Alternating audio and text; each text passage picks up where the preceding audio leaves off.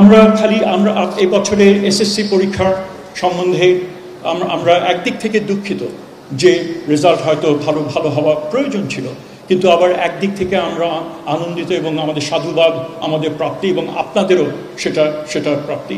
কারণ যেভাবে খাতা দেখা হয়েছে, এখানে যেই যোগ্য ছাত্র তার যা প্রাপ্য নম্বর সেটাই সে পেয়েছে রাষ্ট্রের পক্ষ থেকে, কিন্তু রাজনীতি করার কারণে তাদের কাছ তাকে কোনো উপহার সেখানে দেওয়া হয়নি। কাজে এর ফলে যেটা দাঁড়িয়েছে, যেটা অবজারভাররা যেটা বলেছেন, যে এর ফলে আমরা মোটামুটিভাবে আমাদের বাস্তবতাটা কি সেটা সম্বন্ধে আমরা জানতে পেরেছি। এখানে কোনো রকমের কুশন সেখানে দেওয়া ছিল না। তো যার ফলে এখন আমরা যদি নীতি নির্ধারণ করতে হয়, আমাদের একটা বেঞ্চমার্ক, একটা ধারণা আমাদের হলো, যেটা অনেক বছর ধরে সেটা কিন্তু ছিল না এবং রাজনৈতিক বিবেচনাতেই সেটা ছিল না। এবং ফলাফল যে প্রকাশে, তার মধ্যেও কোনো আড়ম্বর সেখানে ছিল না। যেভাবে অতীতে বোর্ড তার নিজস্ব এবং সংশ্লিষ্ট কর্তৃপক্ষ তাদের দায়িত্ব নিয়ে রেজাল্ট প্রকাশ করার কথা, আমরা সেটাকেই, সেই ঐতিহ্যকেই আমরা ফিরিয়ে এনেছি। তবে আমরা মনে করি এখানে আমাদের শিক্ষা ব্যবস্থার আমরা যারা রয়েছি, আমাদের এখানে অবশ্যই এর থেকে শিক্ষা কি, আমরা কিভাবে এর থেকে উত্তরণ ঘটাতে পারি, কেন এই বিপর্যয়টা ঘটলো সেটা করার সময় আছে, সেটা প্রয়োজন আছে।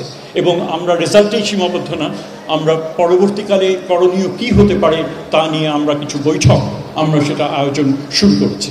সো এই উদ্যোগও আপনাদেরকে জানানো আছে বলে প্রয়োজন করি। একই সাথে আমি মনে করি আমাদের শিক্ষার যে আমরা বিশ্বর যে ইন্টারন্যাশনাল যে র্যাঙ্কিং, সেখানে আমাদের কি অবস্থান, এই ধরনের কোনো মাপকাঠিতে কিন্তু আমরা নিজেদেরকে কখনোই সঁপে দিইনি।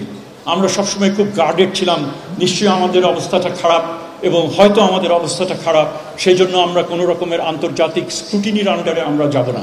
আমরা সেটাকে প্রত্যাখ্যান করেছি, সেই অ্যাপ্রোচ। আমরা মনে করি আমাদের জানা প্রয়োজন অন্যান্য দেশে তুলনায় আমাদের এখানে শিক্ষার অবস্থানটা কি, যার ফলে আন্তর্জাতিক যে টিমস বলে একটা এবং লানা দুটো উদ্যোগ রয়েছে, যেখানে অনেকগুলো দেশ এই উদ্যোগগুলোর সঙ্গে সম্পৃক্ত, সেখানে আমরা নিজেদেরকে নীতিগতভাবে মন্ত্রণালয় সিদ্ধান্ত নিয়েছে। এই আইডিয়াটা আমি তাদের কাছে শেয়ার করেছি এবং আমি অত্যন্ত আনন্দিত।